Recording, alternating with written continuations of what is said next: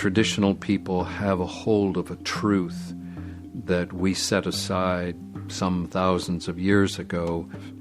It's not primitive, it's profound, and it is not part of the past, it's part of the future.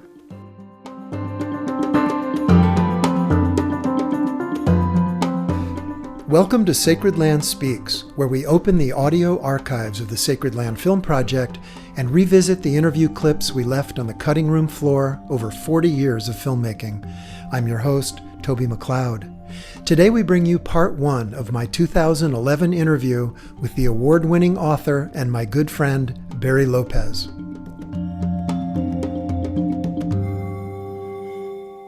Barry Lopez's works include Arctic Dreams, for which he received the National Book Award, Of Wolves and Men, and his most recent masterwork, Horizon. Many remember Barry for his gift of storytelling, his generous spirit and unyielding integrity. Sadly, Barry passed away in December 2020, following a long battle with prostate cancer.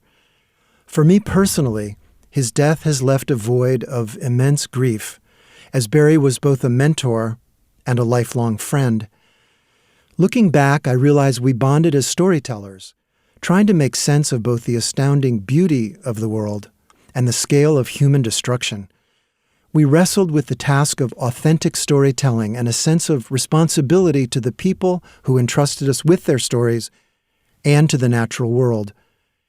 Even though Barry was a non-native writer, we include his voice in this series on sacred land because there is so much to learn from his reflections on Western culture and his poetic meditations on relationship. The recordings you'll hear in this episode are from an interview I conducted with Barry in 2011 for our 4-part film series Standing on Sacred Ground. At the beginning of the interview, I asked Barry how his travels had shaped his approach to storytelling. A statement that comes to mind for me often when I travel is to not try to solve a mystery when you go into a mysterious place, but to appreciate the mystery and stand in awe of people who live comfortably with it. I was traveling with Inuit people in northern Baffin Island, and in my studious way, I was making lots of notes about what was happening and what people were doing and animal tracks and the behavior of ivory gulls. And, I had all of this going on, little notes in my little pocket notebook. And this man I was traveling with came over and put his arm around my shoulder and he said, "Barry, you are always thinking." And it took a beat before I understood that it was an insult. He meant it as an insult. What he was saying is, by being so earnest in your effort to understand, you are thinking about something and not participating in it. And if you don't participate, all the thinking in the world will not bring you to an awareness of where you are. So that man was a guide for me in a matter of a few seconds. A guide in the sense that I never forgot what he was saying as a teacher. And that's the key to, I think, a way of traveling for me, that works for me, where I long ago gave up the idea that I had to look sophisticated. I was just fine looking like a fool, because I knew if I opened myself up, I could look ridiculous, but who cares? And for me as a writer, I'm not there for myself. I'm there for my people who couldn't go. And nobody's there watching who cares what happens to Barry, but I care about opening myself up, because if I didn't do that, I would leave thinking I was never there. I went there, but I was never there. And that got me in the habit, I think, as a writer, of pulling out one word, one action of an animal, and put that in my notebook just so I could track myself at the end of the day. But to forget trying to understand what anything meant in the moment. Just try to be in it, to step into it and shut the mind off. Every sentence that shapes in your mind about something you've encountered is a way of collapsing a mystery into a reality, and that sentence is not the reality. It's only an approximation.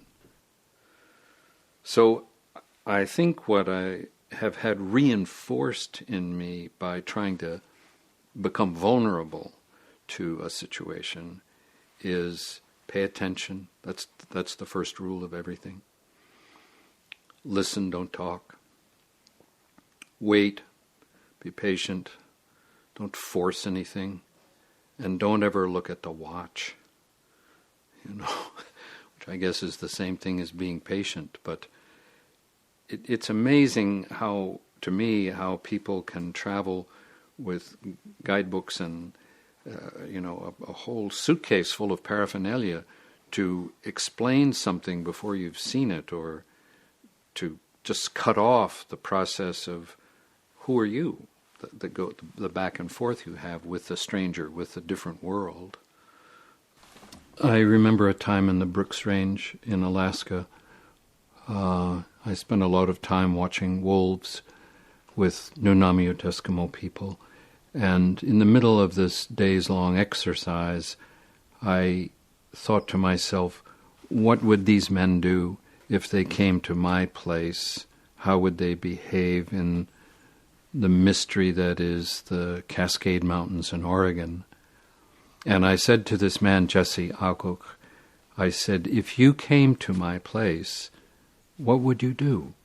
And he said, I would listen. And that was the whole thing for me. He was saying, don't impose a way of knowing on the thing that is fundamentally mysterious. Open yourself up, open your ears up, and let it come in. It's not going to happen in 1 minute. It'll take a little time. But the wider open you can make yourself, the more you will understand how a thing you've never known before is powerful beyond your understanding. When you go someplace you've never been before, shut up. Just listen. Barry modeled this deep listening so beautifully. He taught me about the value of humility and how to quiet the self, to let the true nature of a place speak. And although it may seem small or insignificant, this practice of listening says so much about Western culture and the ways we've shut the door on the world around us in favor of imposing our own authority, our own way of knowing. A relationship with place that is all about speaking is inherently extractive, and we're seeing the failure of that approach unfold before us now. Barry always reminded me that there are other ways of being right on the edge of our consciousness, other worldviews that we might learn from, where relationship and connection are at the center of life. An amazing thing for me about traditional people is that in the midst of what we would call poverty and hardship, women and men are still holding on to the principles and the wisdom that got them a lot further in time than our own country has gotten or Europe has gotten. I don't know how they hold on to that, these guiding principles. And it should be to our shame in the West that we turn our back on this and say these people are primitive. The people are far more sophisticated than we can afford to think, because what we've done is so racist, so self-important, so stupid. How can you throw a body of wisdom away because you think it's too difficult to understand?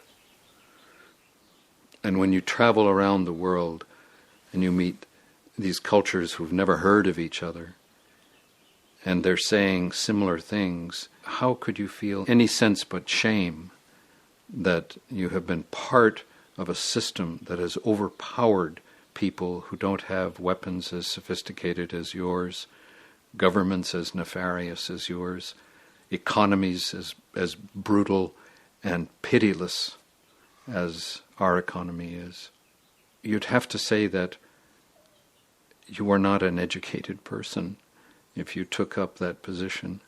It always seems so strange to me that people who call themselves educated can't be bothered to learn another language, can't be part of the bow of respect toward the unknown. What do you lose by showing respect for what you don't understand? What do you lose? Nothing. You have this sense that people are starving for intimacy, that they've created a culture in which the possibilities for intimacy are cut off in every direction. And the longing to be intimate with the world, with another person, is a palpable hunger. It's a hunger to hear a story that you can believe in. It's a hunger to be with someone whose initial reaction to you is not judgment, but appreciation. So, if you let me get away with that there is this great hunger in Euro-American societies for intimacy, when you're in the landscapes that are defined by traditional people, there's intimacy of every sort. How did they get that? Or more importantly, what are they doing not to lose that? So intimacy requires vulnerability. You can't have intimacy with a person without being vulnerable. And in order to be vulnerable, you must trust. So we've created a society which is telling us at every turn, don't trust the corporation, the government, whoever it is. And you develop this way of being in the world where you just don't trust anything. And you're afraid to be vulnerable. And if you can't open yourself up, the chances for intimacy disappear. You could posit that with intimacy comes strength. To just the moment of being accepted for who you are, not judged, not compared to somebody else, but welcomed as a person. That is one of the ways in which we achieve a sense of self-worth and move out into the world with a sense of dignity. And people who feel their own dignity and a sense of self-worth can accomplish anything. And sometimes I think that is why when you go into a village that outwardly seems to be distinguished by poverty of one sort or another, and the conversation or the situations, the love of parents for their children just sets your head on fire, I think that is partly the result of not having lost a sense of self-worth and dignity and possibility. I used to ask people when I was in a strange place, I would say, so what does it mean to be wealthy? What would that mean for you? And many people gave me a similar answer. The first answer almost always, one way or another, was to have a family. And what I understood after a while, it wasn't having mom and dad and the grandkids, all the rest of it, but having a place in which you were accepted for who you are, always, always.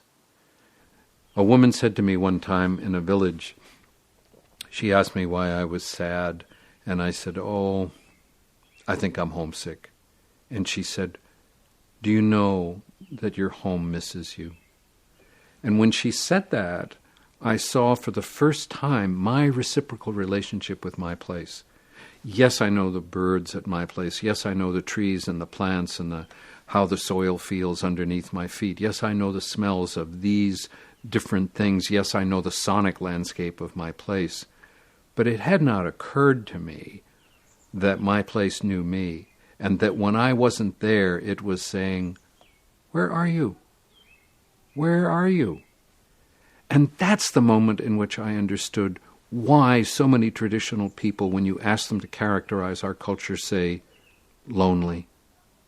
You're lonely. And the question then would be, aren't you? And the answer is no. Why? Because I am in a place. I'm not at a place. I don't live at this place. I live in this place. And its response to me is such that when I'm not here, there's an emptiness. And therefore I know I am somebody. I'm not worried that I'm nobody, because I sense when I come home, my place says, what did you learn? Talk to us. What Barry shared in this conversation about our relationship to home and being in a place really struck me. Although his written work wove a spiritual thread between humans and nature, he often approached landscapes more through the lens of a biologist.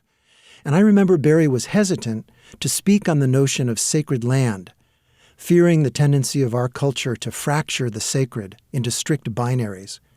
If certain places are sacred, then what becomes of those deemed not sacred? Are they disposable? Of course, I was interviewing him for a film about the assault on sacred sites and the guardians of those places, and I think Barry felt the importance of that message enough to sit down for this interview. It's so interesting to me that when you travel around the world and encounter groups of people who don't know anything at all about each other, that they have some things in common. I want to be very careful around that, because I don't believe all people are the same. I don't believe all people want the same things. But it does seem that all traditional people have this idea of empowered and empowering places with which they are regularly engaged. There's certainly a psychological component to it. I would say that there is a component at a physiological level. I couldn't articulate that, but I think it's there.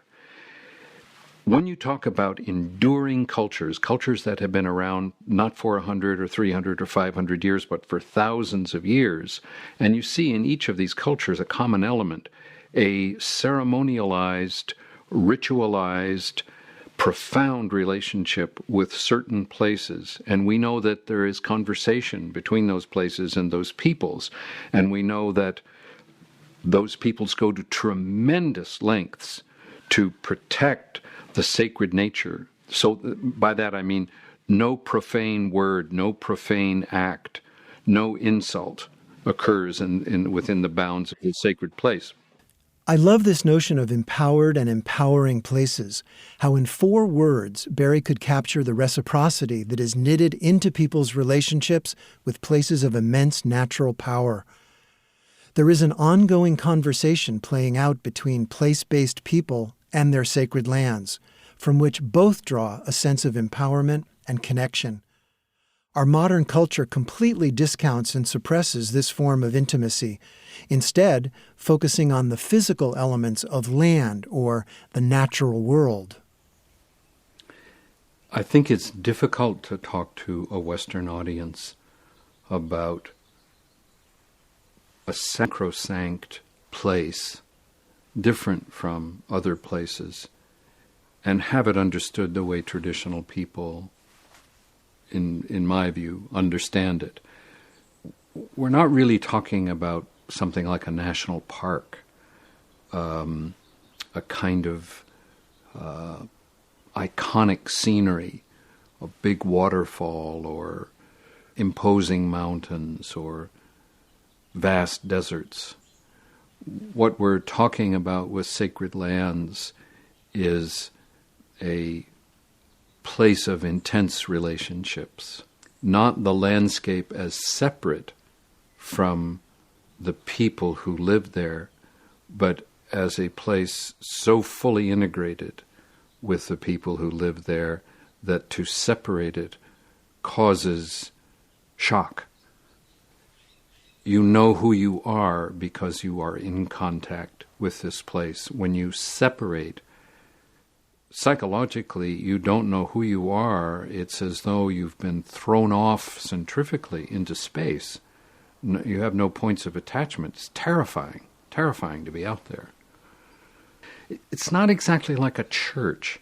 It's like a part of your being that's outside the epidermis. It's outside the skin, but it's no less a part of your essence than what's inside the skin, like your heart or your sense of smell.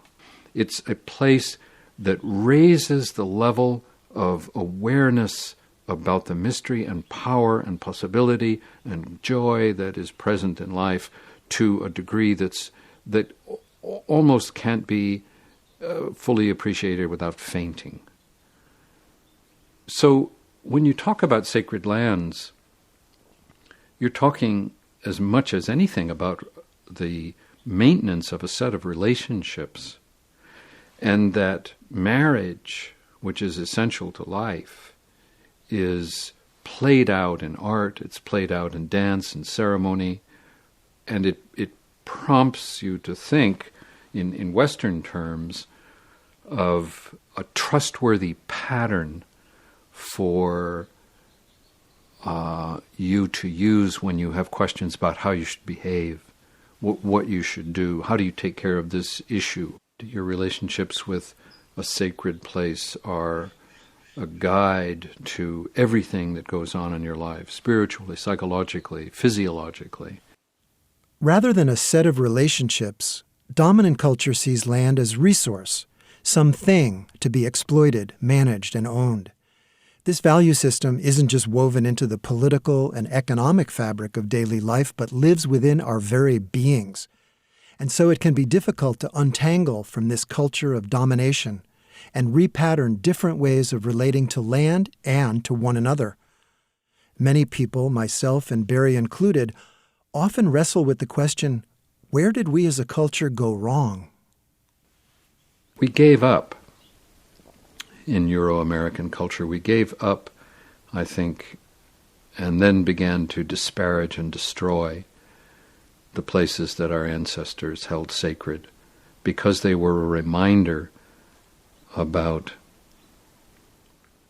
how to behave that we did not see as productive. We saw that we could gain advantage if we destroyed the places that fed a certain kind of conduct in us. So I can understand why some people in Euro-American cultures want to destroy the sacred lands of other people to disembowel them and get them out of the way of our ideas of progress, a murderous notion. It's very hard to say, if you will, where did we go wrong, because the point is different for each person and each culture, and it happened probably repeatedly. But I think the sign of where it goes wrong is when the world outside the self is no longer the companion but the servant. And when you create a culture that looks at this thing we've created, which we call the natural world, as though we were not a part of it, when you separate humanity and the non-human, the tree, the bird outside the window, when you separate those things, you encourage a frame of mind in yourself in which you see the other as the servant or as a tool to create wealth for yourself. I've talked to you about this before, but I bring it up because it's such an important idea, Martin Buber's idea of the I-it relationship as distinct from the I-thou relationship. And our struggle, and the struggle of many other cultures now, is to get back to, if we've abandoned it, or stay in, if we've not let go, an I-thou relationship with everything. If you can move the natural world out of your moral universe, then you no longer have to be in an ethical relationship with animals, soil, air, water. It's a commodity. It's not a living, doesn't have any living essence to it where you would, in a Christian sense, be sinning by harming that entity. But once you see a people as worthy of nothing but slavery and animals as worthy of nothing but a source of entertainment, amusement, or, I don't know, hunting for no reason except self-congratulation. You've got a culture that has put itself in a compromised position with regard to everything that is sacred. It's important to understand that if you are in a state of good moral relations with the world, that includes the world outside the self and outside the local human community. It includes members of the community that people in our culture would call just animals or nature or wildlife. We're fully involved with nature, but we're involved with nature in an exploitive way.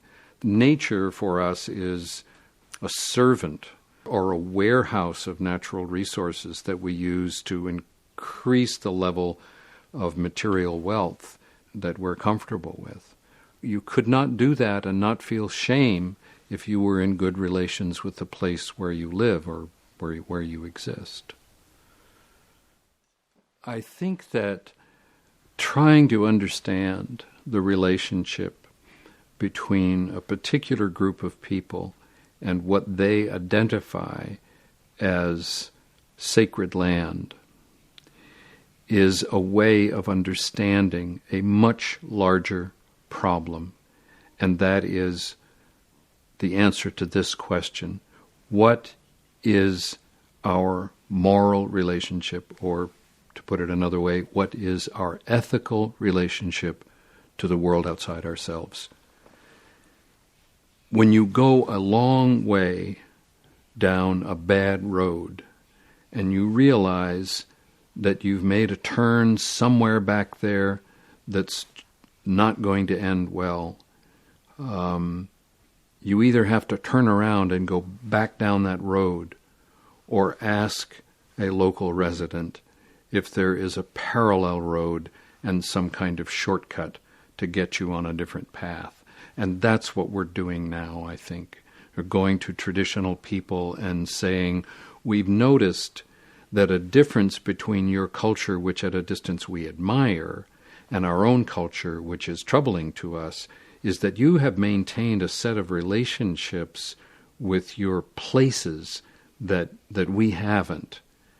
So could you talk to us about that? And maybe then we could see a way out of our predicament, because we don't have the energy, the time, the fuel, whatever it is, to go all the way back down that road that we've come down.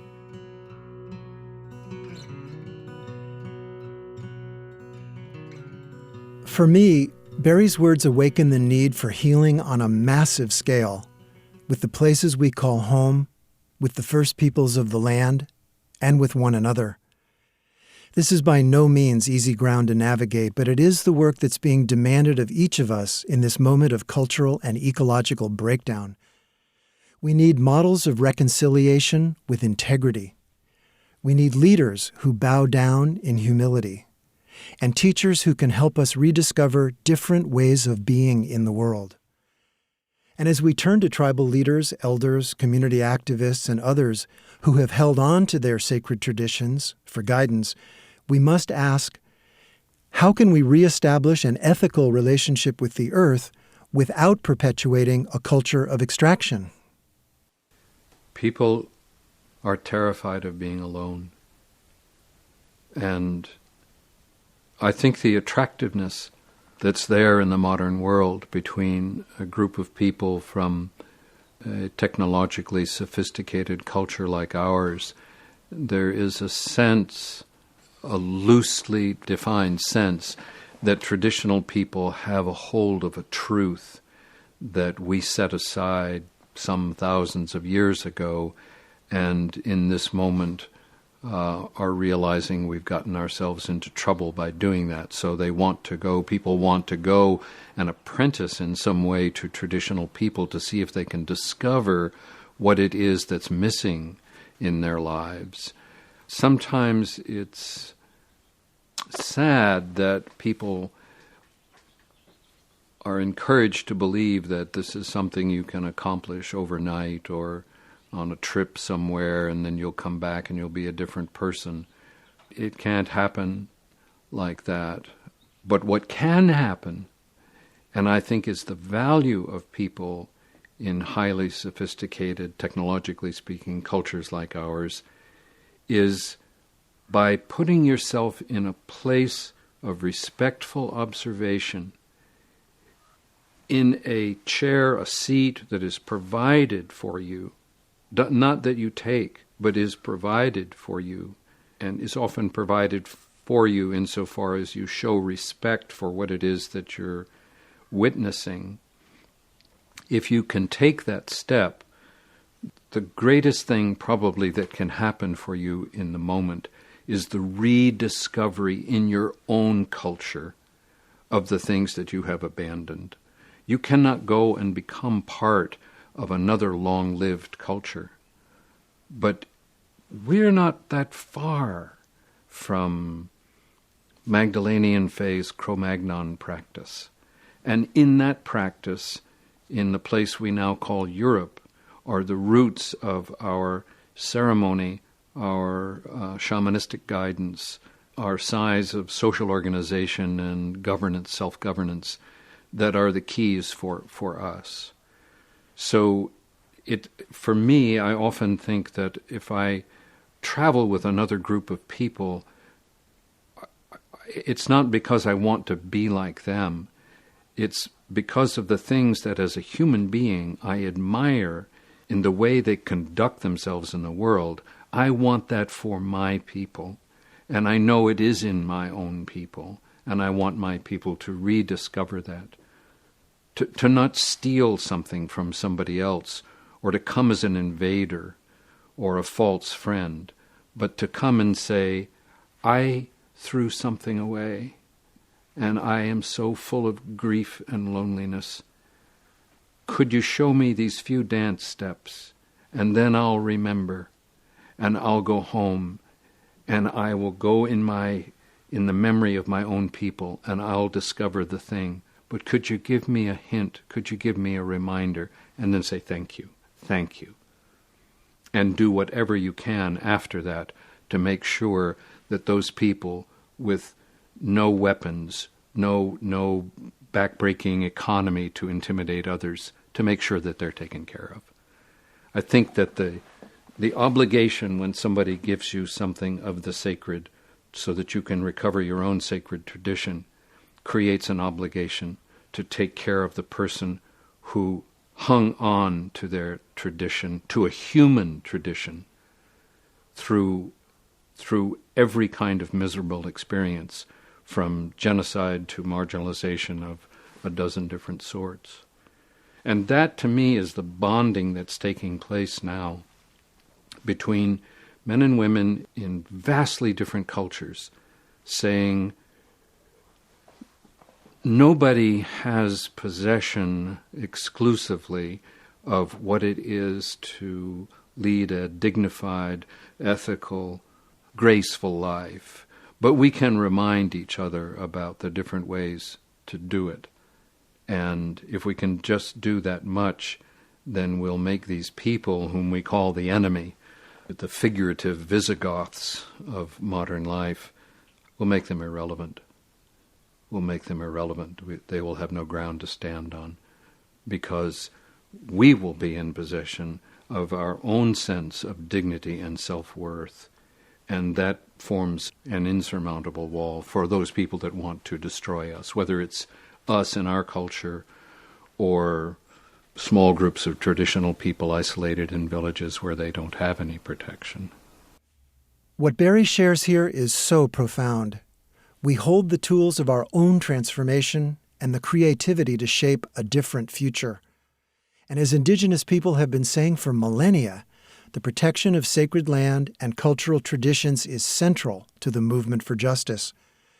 In my work, this has meant making media that sparks action in defense of places and people under threat, like the Winnemem Wintu at Mount Shasta or the Lejeune Ohlone at the West Berkeley Shell Mound. And a key piece of this effort is to educate non-Native people about why sacred lands should matter to them, why we all have a stake in this struggle.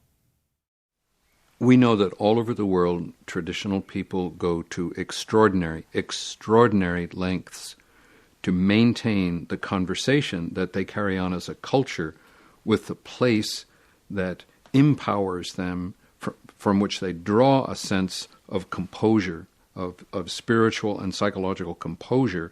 They go to great lengths to protect that conversation. A person traveling around the world would have to say to themselves, isn't there some wisdom here? Yes. And shouldn't we look at protecting this part of the human heritage? Yes. Where is it for us? Do we have sacred places?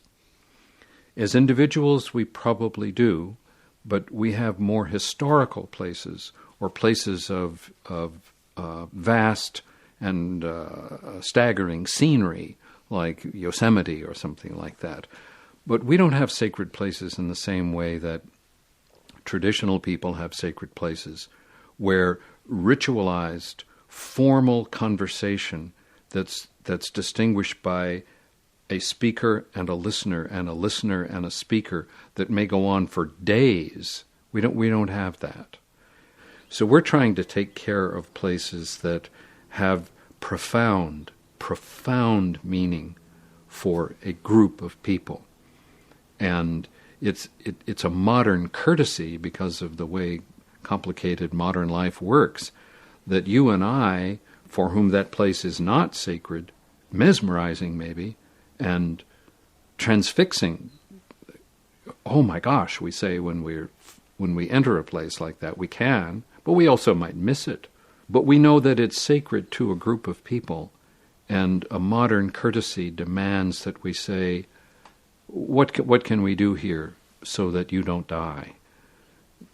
To my way of thinking, to destroy sacred lands is to murder a people, because the relationships that are there, who am I? Where did I come from? Am I going to be all right? What is going to happen to my meaning, the meaning of my people in the world? To protect that, you have to protect sacred places. And we make a mistake if we think that by virtue of this idea that we believe is the right idea, progress, that we can dispense with sacred places. That's part of the past. Actually, sacred places are part of the future. And if they're not, we're in deeper trouble than we can imagine. Though many of us may not have these kinds of relationships with the land, as Barry says, it's a grave mistake to expel sacred places from our moral universe. The immediate survival of indigenous and place-based people depend on them, and beyond that, they are part of our collective, resilient future. So, as we wrestle with the magnitude of the task before us, perhaps the only way forward is to rediscover reciprocity with the earth, or as Barry might put it, to reignite a love of place. Most of the time, when you ask people, what is the opposite of love, they will say hate. But hate is not the opposite of love. The opposite of love is indifference. What that means is that an indifferent attitude towards something means I don't have any relationship with it. Whatever happens to it doesn't concern me. A loving relationship says there is a connection here, and if it breaks, both of us will suffer. So it's interesting to look at environmental issues not in terms of solely of love, but to see that the opposite of it is our attitude toward the natural world, which is, for many people, just indifference. Why should I care? Because we haven't made any effort to teach our children why they should care. We've let ourselves fall into a place where relationships with nature as adults have to do with sentimentality. But the mature relationship with nature is love, which is a word that's been compromised, to say the least, by various social movements in the United States since the 1960s. People are indifferent to the earth. What we have in front of us is an enterprise to repair indifference on a vast scale. and to see how it will become possible to make that feeling of indifference that characterizes our culture when it comes to what we call the land, and turn it into a loving relationship. A loving relationship is characterized by reciprocity. I give, I receive. I give, I receive. If you love someone and there's nothing coming back, that's not love. It's something else. And if you're not careful, it turns into a pathology. The reciprocal relationship is something that must always be nurtured, taken care of. Anyone who is married knows you must always check in with the other person and say, how are you doing? Or here's how I'm doing. You've got to tend to, it's got to be a caretaking relationship. An ongoing loving relationship has to be a conversation. And what traditional people, I think, say at so many junctures is you have to be talking to the earth and listening to the earth all the time. It's not like there's a book that somebody wrote and then nothing changes.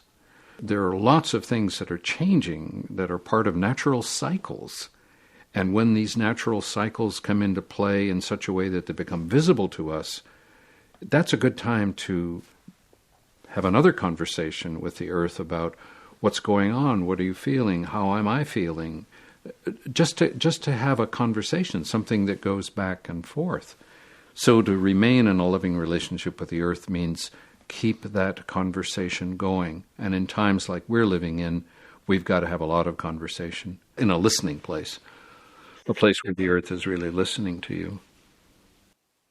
So what does it look like to re-engage or to sustain an ongoing conversation with the earth?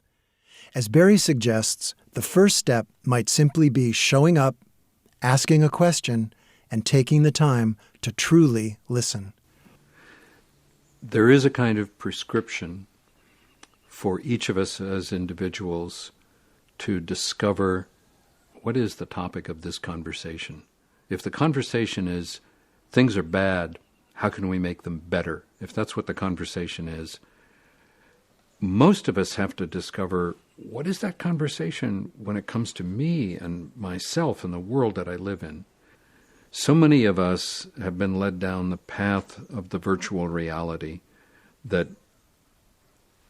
we don't realize we're not in touch with anything except things we've created, so that every reference is to ourselves. We don't stop to think that there's a world out there that's not virtual, that is real, and is indifferent to us, but with which we could have a reciprocal relationship. So a simple, although it seems silly, exercise is to simply walk out the door in the morning or open the window and say good morning and to the light or to a bird that you just heard. Or it sounds naive, but it's actually profound, because it's the recognition of something outside the self. And so much of the pain that people feel is that, in the end, the only reference they have is themselves. They harbor the thought that they could end up dead by the side of the road and it would be days before anybody noticed. And programming your gizmo in your hand or the television or something, it's all referring to you in a way that makes you sick after a while. And you have to open that door and step into the world and say, good morning, who are you? And wait for that response. So learning the names of birds that are resident in the place where you live, including cities, learning the geography of the place where you live, learning the rhythms of the weather that end up being what we call the climate, and taking note of how things are changing and going and reading some records once in a while about how things were in the place where you live 40 years ago. It's the same thing you do when you fall in love with someone and you want the relationship. You want the relationship with that person, so you make it your business to find out who they are. Because in order for you to feel good, to get from that relationship what you want, what will feed you as a living being, you have to be in a reciprocal relationship. You have to respond to their question and ask them to respond to yours. So what you're trying to do as an individual is stop the conversation with yourself and begin the conversation with the world. And what traditional people are telling us is the conversation with yourself is a dead end. The only conversation to have is the conversation with the world. And it begins by saying, who are you? And waiting for an answer. Barry left us with so many gifts, and this practice was one of them. I'm still learning what it means to be in conversation with the world. I will forever be a student, and I think in the end that's what matters, that we continue to show up and embrace a practice, whatever that might look like for you. Anything that you can do to develop a sense of intimate friendship with the world around you will help your whole psychological state, no matter what it is that you're doing in the world. And the more intimate you become with a place, the more courtesy and awe define the way that you relate to the world, the more you will understand what is this problem that people are talking about, and has a part of the dominant culture so worried, and has all traditional people worried. Isn't that an amazing thing? You have a problem, and all traditional cultures in the world are worried about it, but we're not? Wow. I don't know if I want to be on that side, because clearly something is not working, and we're going so fast, and we're so deep in a state of denial that we think if we end the state of denial and we stop, we'll all die. But you know what? We won't. We won't if we enter into these reciprocal relationships with the world that is around us, you know. That's the whole business of knowing that if you fall down, someone will help you up. And too many people in this dominant culture of ours know that if they fell down, nobody would reach for them. Nobody would care. If the long-term effort is to discover for ourselves, or actually to rediscover for ourselves, what it means to bring all of the world that is apparent to our senses into our moral universe, the first step would be to start listening and stop talking. The world that we have excluded from our moral universe has done us the favor of not walking away. They're still here, and they're still willing to talk. And we need to listen.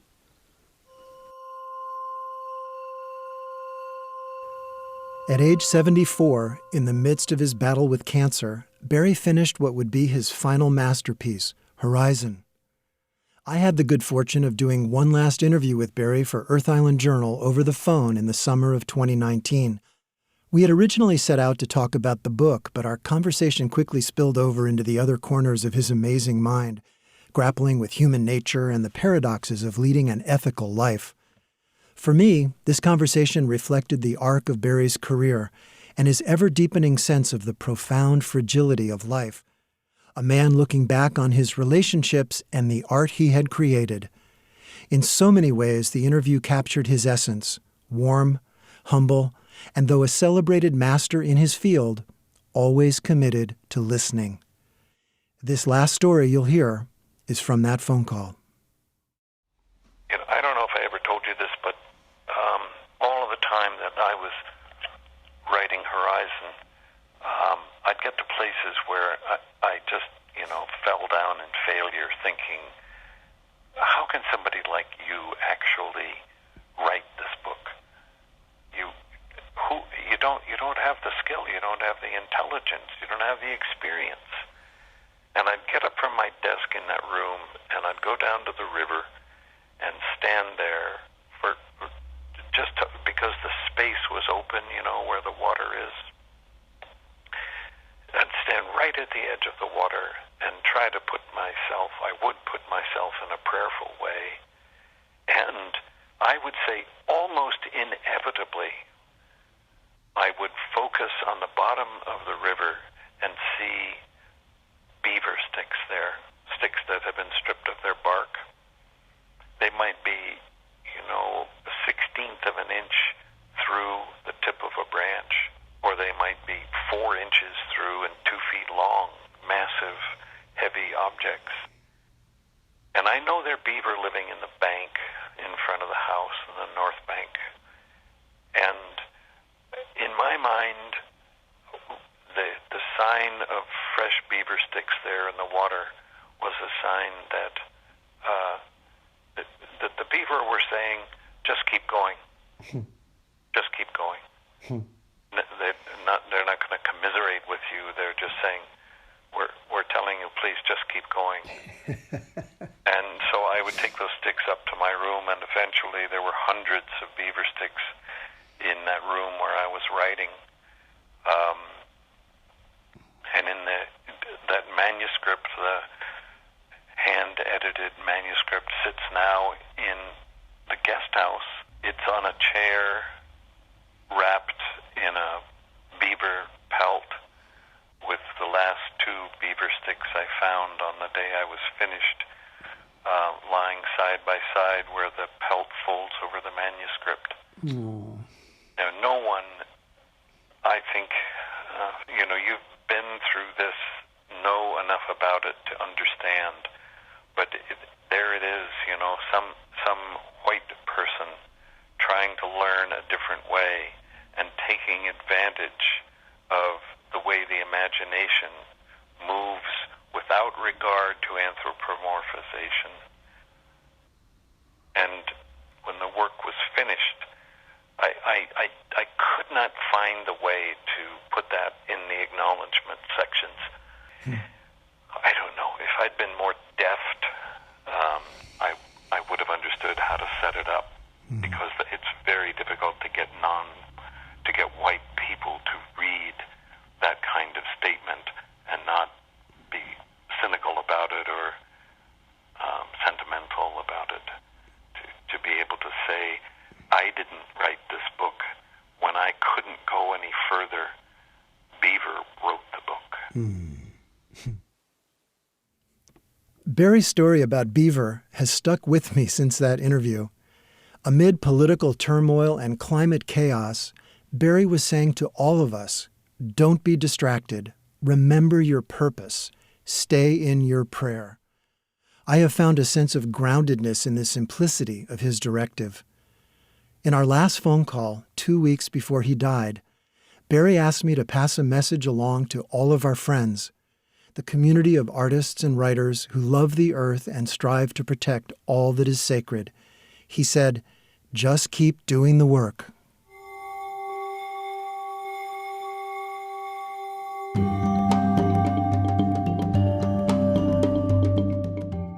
Tune into the next episode of Sacred Land Speaks for part 2 of my interview with Barry Lopez.